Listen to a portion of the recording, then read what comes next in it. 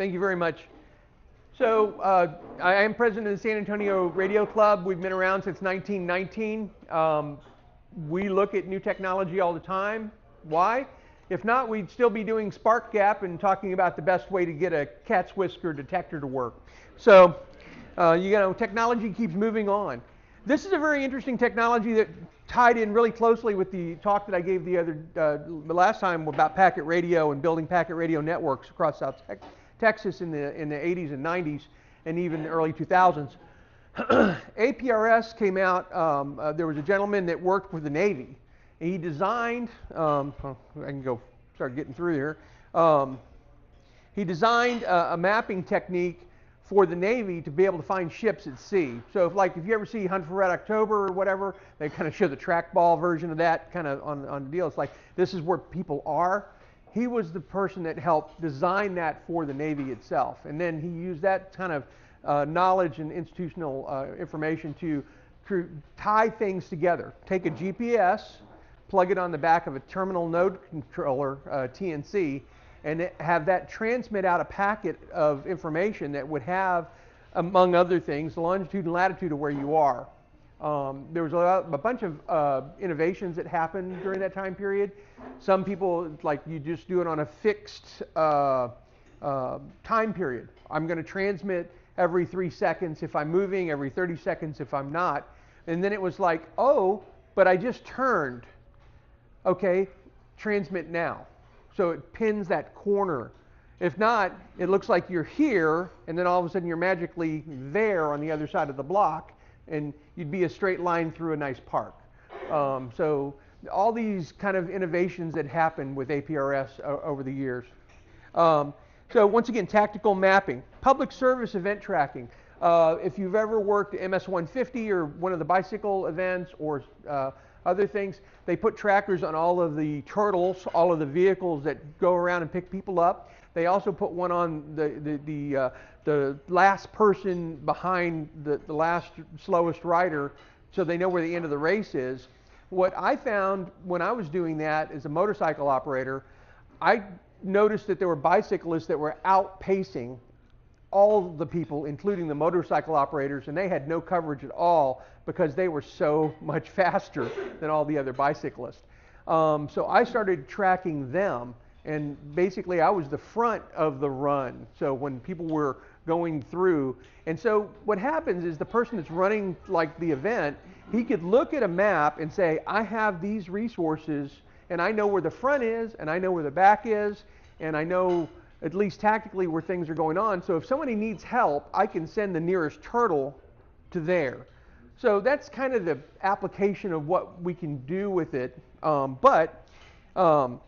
Early internet gateways made it visible online. So instead of just, I have to hear the packet to map it on my map, now I can actually, this iGate sends it up to the internet, and I'll talk about that in a minute.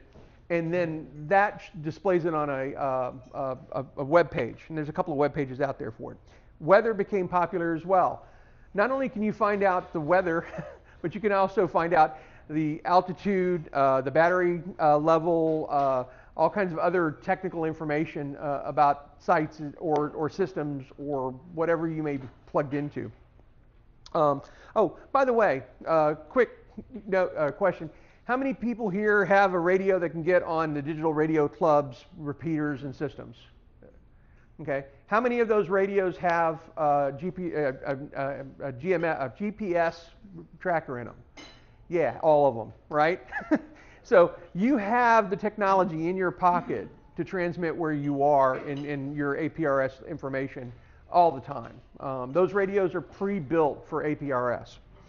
All right, notable stuff. I was talking about the first time that Bob actually did this non-militarily was he tracked a horse race that was 100 miles long in 1984 using a VIC-20. Prior to that, Commodore VIC-20, they were using Apple computers to be able to map this stuff. But he still had to hear the actual transmission. He didn't have a database or a way to aggregate that information. So if you missed the packet, you missed that one spot where it was, but it transmitted often enough that hopefully they'd be able to catch it. 1996, first recovered stolen car. APRS IS. So that really matured over from like 1997 to 2003.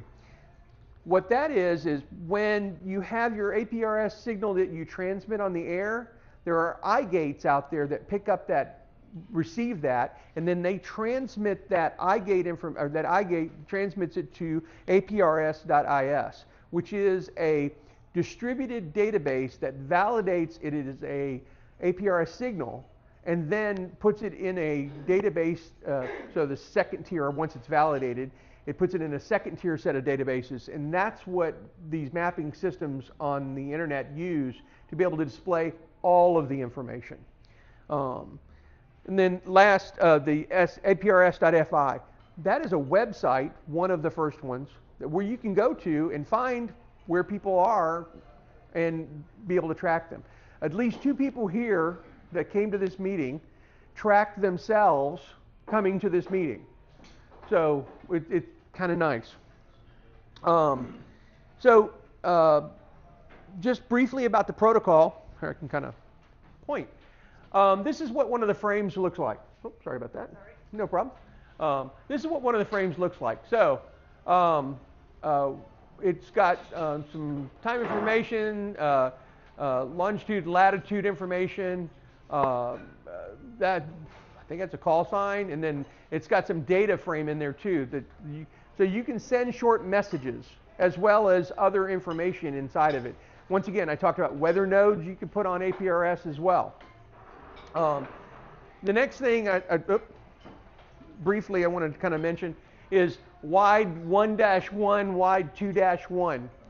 Originally they had something called relay and they had wide, right?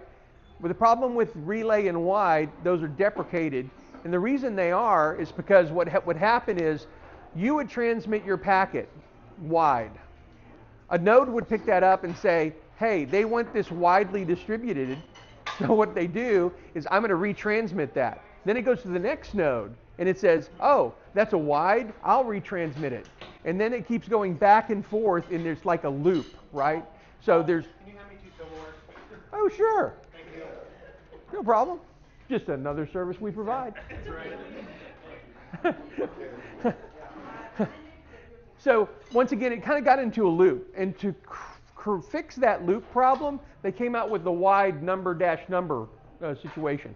So you can say wide 2-2. And so what will happen is the first node that picks it up and transmits it will deprecate that to 2-1, 2-0. It's gone. So it never gets in a loop anymore, going back and forth. Sorry, got you covered. Don't use relay, don't use wide number if you do set something up. So it broadcasts, anyone listening on a simplex frequency can pick it up. On your systems, since they're internet connected, I believe they send it directly to iGate, even on any of the frequencies that y'all operate on. But if you're actually doing a pure APRS node, in the United States we use 144.39 megahertz. And so you transmit on that. There are people that have iGate set up that listen, and then they take that data and they put it in APRS.is, that big database that I was talking about.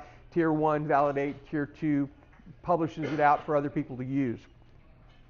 I keep repeating this stuff because all of those chains of things really do matter.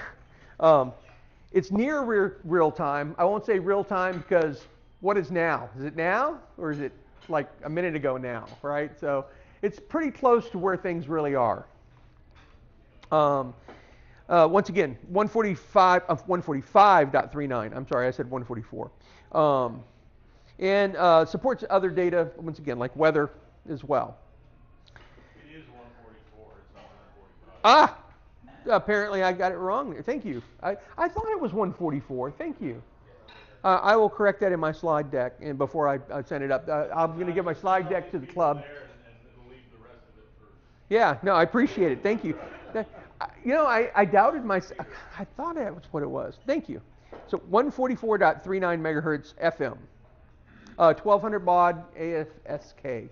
So once again, we go from a mobile station to some kind of wide or some kind of digipeater to broadcast where you're going. That ends up being heard by the iGate, and the iGate sends it to the database. And then there are products like APRS.FI, and there's another one. I'll show it here in a minute. I believe it's .TO. It also has another way to display it on a map. APRS.FI is really nice, but it is looking a bit 20 years old dated. But there are some other ones out of Sweden that do the same thing, that pull the same database. A little bit more prettier interface. Once again, APRS.FI is not the actual network. That's APRS.IS. That's the database. You can search it by call sign. So K5VK drove in, I'm sitting right there next to me, and Alonzo drove in as well. And they had APRS in their vehicles, and so you could actually see their track coming here, and I'll show that here on the screen in a minute. Recent tracks and details. So this is, I wish they would have zoomed this picture out a little bit. I might put that in a little bit better when I do that. You can check weather, telemetry, packets, beacon history. You can actually look at each individual packet that ends up on these websites because it does a lookup of the database itself. Demonstration and troubleshooting. So, stolen car recovery. A guy was playing with the APRS. He had it set up in his car. He looked outside. His car was gone. Hey, welcome to San Diego. So he contacted the local police, and the local police were like, "You can track your car? Really?" "Yeah, no, really, I can track my car. My car is here." I think it was like a 2-hour conversation before they even thought about sending a police officer over to check on the vehicle. When they pulled up on the vehicle, people bailed out and ran. Yeah.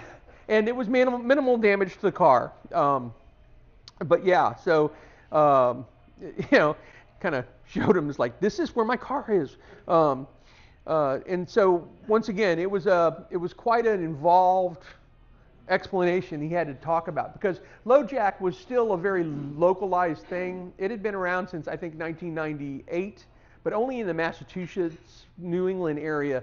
It kind of started going towards LA, but LA really adopted it a lot because they were getting a car stolen in the Los Angeles basin every 30 seconds. So, different case. Vancouver area. Another guy who had in his van an APRS node. He called the Mounties. Mounties said, "You know where your car is and it's stolen? No problem. We'll send a vehicle right over." They sent it right over there. Not only did they find it, but they found out it was full of a bunch of stolen goods already. Yeah, so they busted a bunch of people. So the Canadians, he said the Mounties, like the stream of Mounties would going through his house going, "Could you tell me how you did that?"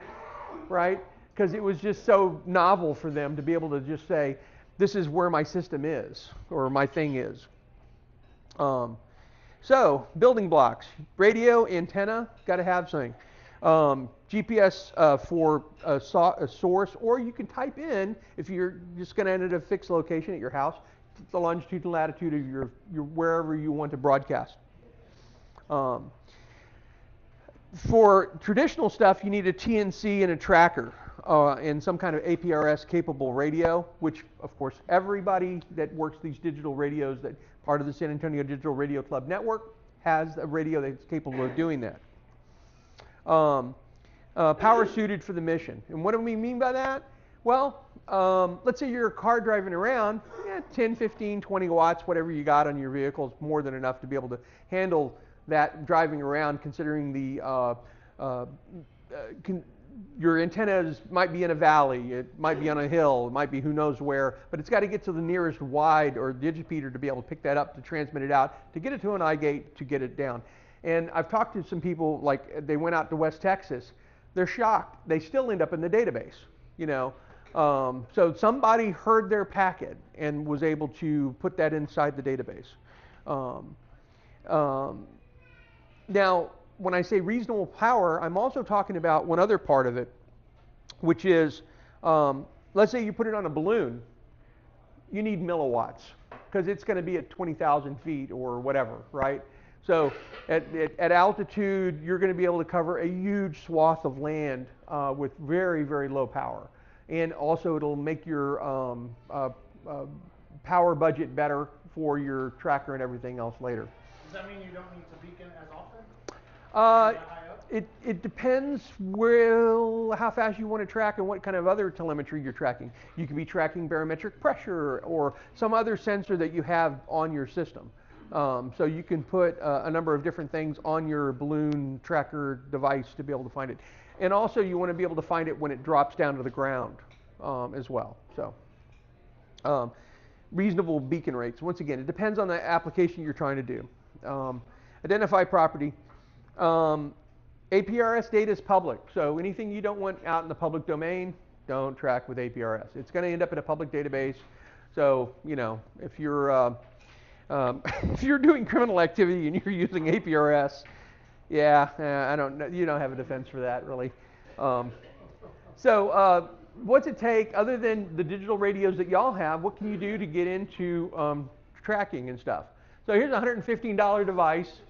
All you need to add is a battery in some kind of box. It's already got an antenna, a GPS. It's got everything to do the packing. It's frequency agile from I think 136 to 174 megahertz, and it's relatively inexpensive. I'm trying to think. I don't remember if it can do an external antenna or not, but it does have some kind of antenna built into it. Probably the 3D printing websites have a box you can print for it. I'm sure they do. And what they were saying is that 3D printing has probably got a box that you can put around it. So that's a great balloon tracker, and it puts out 1 watt, which is a killer amount of power for a balloon. You can back that off as well. It's programmable, and it runs on Arduino sketches. I think I got the right word there. So it's really useful, works without cell phone service. It does help to have internet, but it's not necessary, right? You can still be able to receive these and put them on your own map and track it. You can take the packets and examine them and look at where things go. Once again, I did get it right here, 144.39.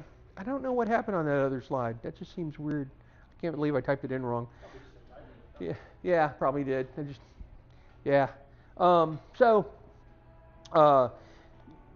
Multiple SSIDs. Kilo 5 November Mike over there, Victor Kilo. Kilo 5 Victor Kilo over there has multiple SSIDs. So he has one for his car, one for his house. What's the third one you have out there? An iGate. Okay, he's running an iGate to be able to grab that information and put it out there. Thank you for running an iGate. Some other, and once again, the different intervals depending if you're moving or stationary. Talk about APRS.fi. That is one website that I'll show here in just a moment that you can put that pulls tracking data from that big database, APRS.is. APRS.to, that's the newer one, let's say, that's out of Stockholm, Sweden. It looks really pretty. APRS, how APRS works, I love the URL. I mean, that is awesome. That is so well done. It's like, and then they have a whole demystified, versatile tool for modern amateur radio. It's a good link. Before I get into the live website demos and stuff, do y'all have any questions about APRS and how it functions or anything else or any part? I have what might be a silly question. Okay. So I have an FT5D, which is the digital basic radio. It has dual band. So is it possible to put APRS on the B band to broadcast while I'm using the A band to monitor? I have no idea. Yeah. Is that what you're doing? Yes. Exactly? That all the time. Okay. I kind of figured In that was fact, on possible. this one, I don't know about the 5D, but on the 3, Yeah. you have to use the B band Okay. for APRS. I kind of figured that's how Okay. you did it, but I haven't been able to make it work. And what was the model of radio again? It's a 5D. Yaesu 5D. You can use the B band for APRS while you're using the A band to talk. Okay. I just want to make sure I got that on the video. Yes. Because you're not mic'd. Follow-up question. How many gateways A lot, and I'll show you that in just a moment because they're on the web page that I'll be. They're in the database. They're in APRS.is. All right. See. All right. Live demo, kind of, sort of, and I'll go ahead and refresh this. But you can see that there's. It's not on the screen yet. Yeah. Oh. I'm sorry. Let me fix that. Thank you. And I'll just duplicate to make it easier to see. And then boop. And that should fix that. All right. And then boop, get rid of that. And then I could even do this. So what you're seeing here is a track. Somebody drove from there to there. And somebody drove, what is it, from, I can't see which side. Oh, there's the car. So it's there. So there's a bunch of different icons. All these WXs are weather nodes, and then you can put your home in there. There is an icon that you can qualify that looks like a motorcycle. So that's what I use when I'm on the deal for the bicycle events and stuff that I work with. I can go back and look, and you could actually. This is APRS.to. This is the newer one. APRS.fi. Here's one with a call sign lookup. This is where I looked up Kilo 5 Victor Mike, and he apparently is at this meeting. So you can see where he drove in to get here and stuff. So kind of nice. This is, once again, this is the older interface and the older mapping technology. And then, once again, this is what the newer mapping technology and stuff looks like to kind of give you a different view. iGates are these stars here. There's an iGate up here. Here's another iGate. I know there's some others around. So hope that helps out there. And then, yeah. W1MDM. Like I said, you can see different people driving around and stuff. And you can see them whatever else. I'm thinking about getting one of those balloon trackers and hooking it up and putting it on the SADRC trailer. And then geofencing it in so if it ever leaves that area where it normally sits, we could go track them down like the animals that they are and get our trailer back. And the nice thing about it is all of the technology for LoRa devices like an Apple AirTag tracker and stuff like that are completely oblivious to an APRS node. And considering that APRS node that I showed you that puts out 1 watt, that would work really well for like the trailer application, it weighs 7 grams. It's tiny. Yeah, well, not only a solar panel, but I was thinking about a solar panel and an external battery that they can see, but have the wire actually run through a board, and inside the board is the tracker itself. So they can't really, unless they're going to disassemble the board, they won't be able to figure out what's in there. They could cut the wires, and there's still a battery running on it. Put some diodes in there. They could short out the wires. It still would work, you know. But yeah, there's a lot of different methods to hide, obfuscate, and keep things running. And just to kind of give you some idea, APRS is very, let's see if there you go. It is very well out there. Yeah, very well represented. And you know, there's pretty good heat maps in our area for sure, in the valley and everywhere else. Oh, sorry, I touched the microphone.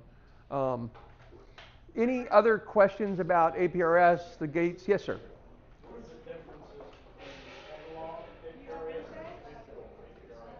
So, what's the difference between analog APRS and digital APRS? Not much, right? So, if you have traditional APRS where you're actually transmitting 1200 baud packet radio packets, then what you're going to have is you can hear it locally. If it's digital, then your digital radio is going to be sending that over its data channel back to the system that's going to send that data up to APRS.is. So you can't hear that and map that locally if it's a digital signal that way.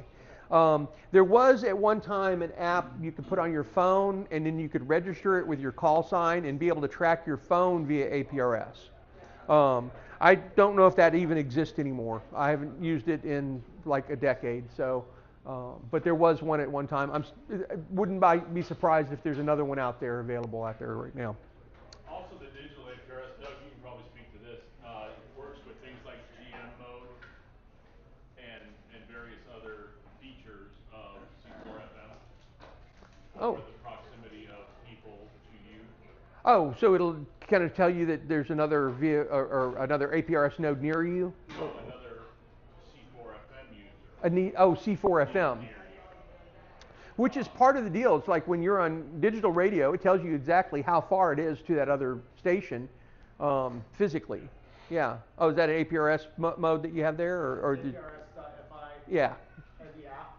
Yeah. Oh, the app. Can you see this, Dennis? Okay. Yeah. So well, apparently they've made an app for the web page. They've got an app. Yeah.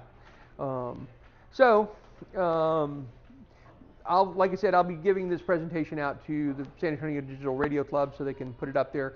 I'll clean up my my mistake there on the frequency and get that out to y'all so y'all can review this. Is there any other questions or anything else about APRS? Oh, one other thing, I don't know if I can find it real quick, but one of the things that I found was a simulated AX25 packet, which is what carried the traffic to the eye gates traditionally and still does.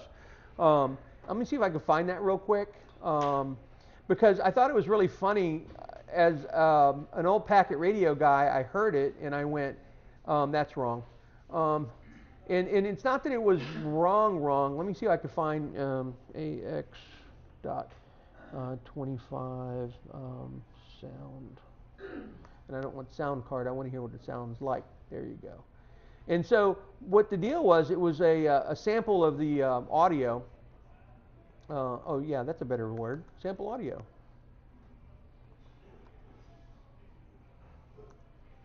I'd rather it not be a video, but I could do that if I had to. The soothing sounds of AX25 traffic. Let's see if that works for me on this or not. APRS ASMR. Exactly. And so what I heard when I listened to this simulated pack is it was like brap, brap. And what the deal was, they had the transmit wait time too long on that packet. Yeah, I don't know if you're going to be able to hear it here or not. As a matter of fact, I have my audio off. I got to fix that.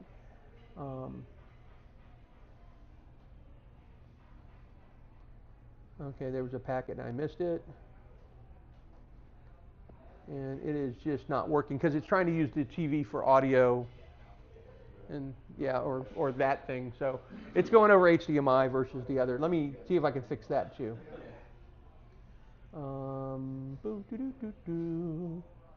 Here we go.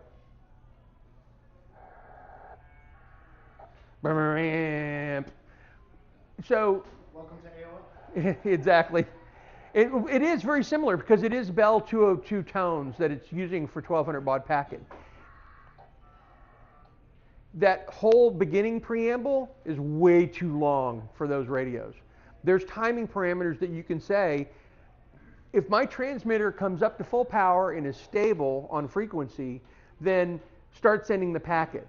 And don't wait a half a second to do that. Wait only 1/10 of a second to do that, because this transmitter comes up quickly and it's on frequency, everything's ready to go, send the audio. The longer you preamble before you actually send the data, the more time waste you're doing on the frequency. Which is kind of why when we did 9600 baud backbones, which is 8 times faster than 1200 baud, we were actually running about 12 times faster than your typical AX25 packet, because our stuff was totally optimized. It was a pin diode switched transceiver, so it switched the transmit receive very quickly, and that preamble was minuscule on those packets that went out. So we were able to totally optimize the channel. What I'm trying to say is if there is a way you can optimize the channel and it doesn't take as much time to do that, go ahead and listen to that and try and get that preamble down as much as possible. Just typical packet stuff for that.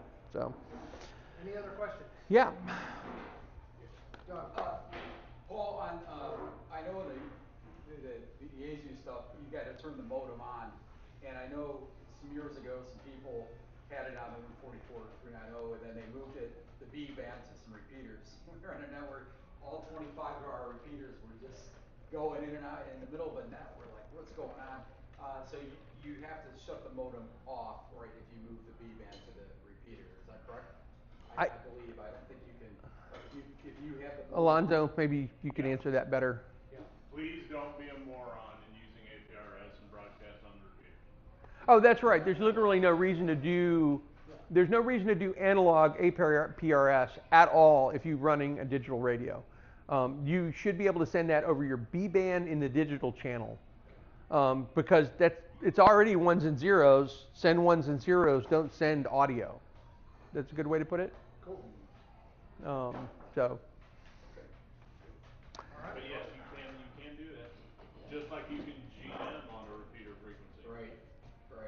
You know, we have to be somewhat participants in our own futures. Exactly. Thank you very much. Yeah, it's really good. Thank you, Paul. Hey,